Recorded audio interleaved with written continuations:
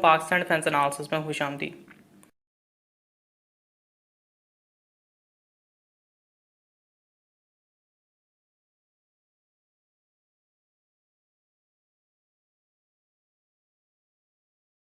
इसमें हम पाकिस्तान की नेवल मॉडर्नाइजेशन के एक स्पेशल पार्ट के बारे में बात करेंगे। इस स्पेशल पार्ट में हम उन 6 हैवी डिस्प्लेसमेंट शिप्स के बारे में बात करेंगे जो 2300 टन कॉर्वेट्स के बाद प्रोक्योर की जाएंगी या कॉन्ट्रैक्चुअल प्रोसेस में है। और बेसिकली क्या इसका मतलब ये है कि पाकिस्तान डिस्ट्रॉयर्स ख़रीदने वाला है। लेकिन इससे पहले कुछ क्लैरिफिकेशंस देनी है। पहली तो ये कि लास्ट वीडियो में पाकिस्तान नेवी के हाइपरसोनिक बैलिस्टिक मिसाइल के बारे में मैंने बताया था और मैंने मेंशन किया था कि इसकी वर्किंग ज़िक्रोन मिसाइल की तरह हो सकती है। बहुत से लोगों ने राइटली पॉइंट आउट किया था कि ये क्रूज़ मिसाइल है। हालांकि ज़िक्रोन एक ख़ास डिस्टेंस पे जाके पार्शियल बैलिस्टिक हो जाता है, लेकिन ये अंडरस्टैंडेबल है कि ज़िक्रोन जो है एक क्रूज़ मिसाइल है।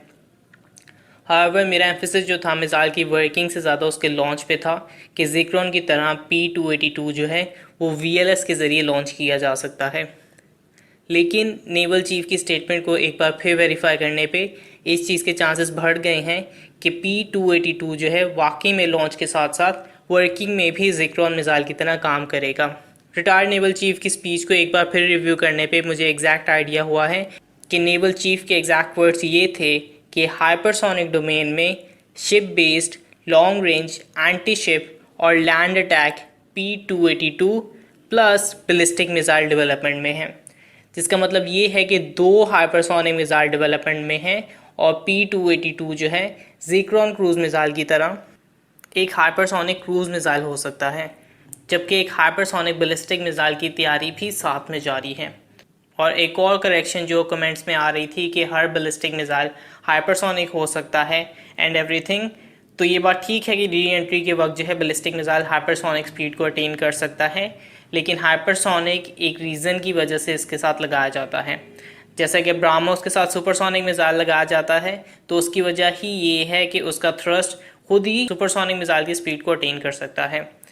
जिस तरह DF-17 को ख़ास तौर पे हाइपरसोनिक लाइट व्हीकल में शुमार किया जाता है। अगर सबके पास पहले से ही हाइपरसोनिक मिसाइल मौजूद हैं तो फिर ब्राह्मोस की सिग्निफिकेंस तो कुछ भी नहीं रहती। लेकिन ये चीज़ कि ब्राह्मोस अपनी पावर और इंजन के ज़रिए इनिशियल लॉन्च से लेके फाइनल टारगेट तक सुपरसोनिक मेंटेन कर सकता है, यही चीज़ इसे सुपरसोनिक बनाती है। होपफुली इसकी आपको थोड़ी सी अंडरस्टैंडिंग हो गई होगी कि मैं क्या बताने की कोशिश कर रहा हूँ।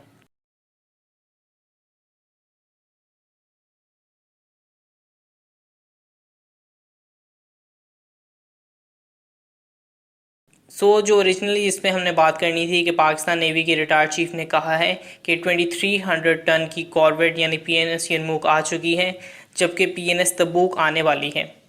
और इसके अलावा 6 हैवी डिस्प्लेसमेंट की शिप्स जो हैं उसके हवाले से कॉन्ट्रैक्ट नेगोशिएशन जारी हैं।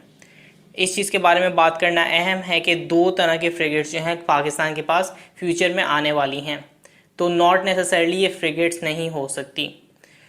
और 2300 टन से ज़्यादा डिस्प्लेसमेंट यानी हैवी डिस्प्लेसमेंट वाली शिप्स जो कि फ्रिगेट्स ना हो, मोस्ट लाइकली डिस्ट्रॉयर्स जो हैं सबसे नुमाया तौर पे सामने आते हैं। एक और चीज़ जो कि मैंने पहले मेंशन की कि अगर नेवल डोमेन में हाइपरसोनिक मिसाइल्स का इस्तेमाल होता है तो पाकिस्तान की हैवी वेट शिप्स जो हैं इसमें सबसे पहले इस्तेमाल होंगी और डिस्ट्रॉयर्स इसमें सबसे ज़्यादा इस्तेमाल हो सकते हैं।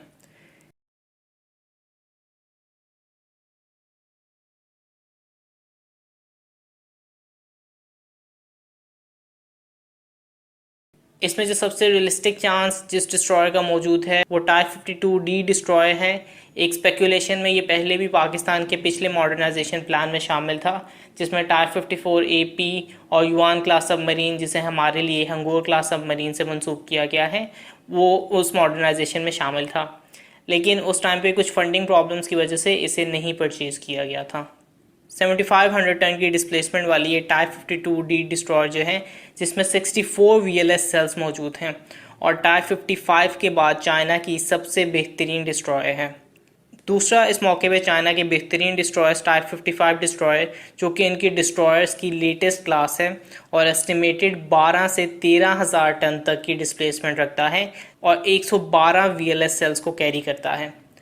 टाइप 55 के हवाले से अगर रियलिस्टिकली देखें तो ऐसी बहुत सी स्ट्रॉन्ग रिपोर्ट्स हैं कि चाइना अपनी टाइप 55 की फ्लीट को एंटी शिप बैलिस्टिक मिसाइल और लैंड अटैक क्रूज मिसाइल से इक्विप करने वाला है और इसी पॉसिबिलिटी को किसी सूरत भी जुटलाया नहीं जा सकता।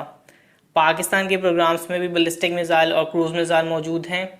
दी ओनली क्वेश्चन इज़, क्या वाकई पाकिस्तान इस कदर हैवी वेट डिस्प्लेसमेंट वाली डिस्ट्रॉयर को ख़रीदने में इंटरेस्टेड है? सिर्फ रेफरेंस के लिए बता दूं कि टाइप 54 AP फ्रिगेट, जो कि हमारी सबसे बड़ी शिप होने वाली है, गिवन कि जिना क्लास की डिस्प्लेसमेंट अभी डिस्क्लोज नहीं की गई है, इन टाइप 54 AP फ्रिगेट शिप्स की डिस्प्लेसमेंट जो है वो 4000 टन के अराउंड है। तो टाइप 54 AP से 3 गुना ज़्यादा डिस्प्लेसमेंट वाली शिप, ये वाकई में बहुत हैरान कुन बात होगी। आखिरी जो इसमें नोटेबल नाम है वो TF-2000 डिस्ट्रॉयर का है, जो कि टर्की की जानिब से बनाई जा रही है। इन TF-2000 को अभी तक टर्की ने कॉन्सेप्चुअल डिज़ाइन से रियलिटी में सामने लाना है। बहरहाल ये एक 700+ टन की डिस्प्लेसमेंट वाली डिस्ट्रॉयर होगी, जिसमें RAM R116 सिस्टम होगा और 64 VLS सेल्स मौजूद होंगे। इसमें हिसार ओ सिस्टम को भी इंटीग्रेट किया जाएगा, जो कि टर्की की जानिब से ख़ुद बनाया गया है। TF-2000 जो है एक बहुत अच्छी ऑप्शन है अगर पाकिस्तान ख़ुद इन डिस्ट्रॉयर्स की तैयारी में इन्वॉल्व होना चाहता है और डिस्ट्रॉयर्स की मैन्युफैक्चरिंग भी खुद से स्टार्ट करना चाहता है।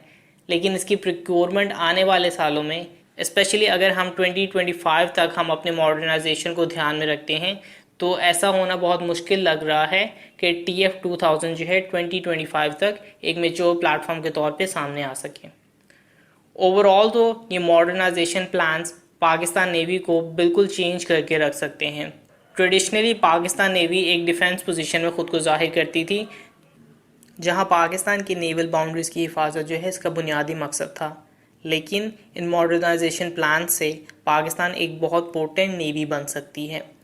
चाहे ये हैवी डिस्प्लेसमेंट वाले शिप डिस्ट्रॉयर्स हों या नहीं, ये मॉडर्नाइजेशन प्लान्स और जो सीक्रेट प्लान्स जिनके हवाले से बहुत सी कंफर्मेशंस मौजूद हैं, पाकिस्तान नेवी अपनी तारीख के एसेट वाइज सबसे बेहतरीन टाइम्स की जानिब जाता हुआ दिखाई दे रहा है, जिससे फिर ट्रेडिशनली जिस आर्म को कंपैरेटिवली कमज़ोर समझा जाता था, वो फिर बाकी आर्म्स के बराबर आके खड़ी हो सकती है और पाकिस्तान नेवी जो है फ्यूचर के अंदर एक बहुत स्ट्रॉन्ग ऑफेंसिव रोल में दिखाई दी जा सकती है।